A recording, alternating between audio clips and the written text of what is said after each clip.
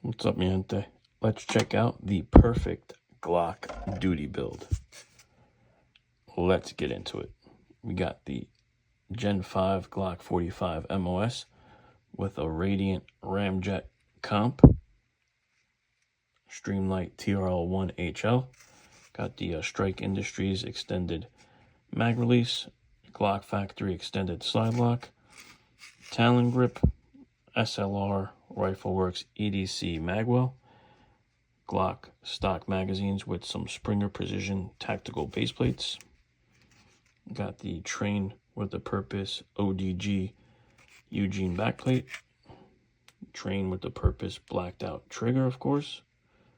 Got a little double cut and some stipple action. Holosun EPS MRS in green. Some XS Duty night sights.